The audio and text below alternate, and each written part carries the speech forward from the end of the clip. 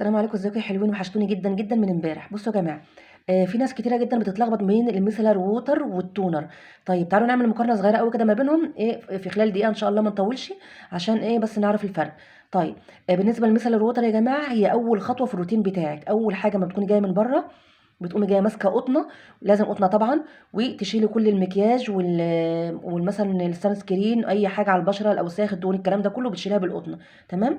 طيب بالنسبه للتونر، لا التونر يا جماعه بتستعمليه بعد الميسل الروتر، وبعد ما تغسلي وشك بالغسول بتحطي بقى التونر. الميسل الروتر لازم تستعملي قطنه، التونر مش شرط قطنه، ممكن تحطيه من الابليكيتر كده على وشك على طول. ممكن قطنه، بس القطنه بتهدر اكتر. طيب الميسل الروتر وظيفتها، او اول وظيفه ليها، هي النظافه النظافه النظافه، تنظف لك البشره من الاتربه والاوساخ والدهون والميك اب والسان سكرين والكلام ده كله.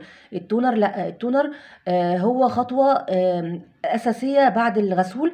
بيعمل ايه التونر؟ بيوازن البشره، او بيوازن البي اتش بتاع البشره. تمام. وبيهيئ البشره ان انت تحطي عليها بعد كده السيرامات والكريمات والكلام ده كله. وبالنسبه للبشره برضو، هو بيعمل زي تقشير خفيف جدا للبشره، وبيرطب البشره لانه يعني فيه مواد حلوه يعني مفيده للبشره. فيعتبر بالنسبه لمثل الروتر، تعتبر الاساس يعني اساسها خالص النظافه.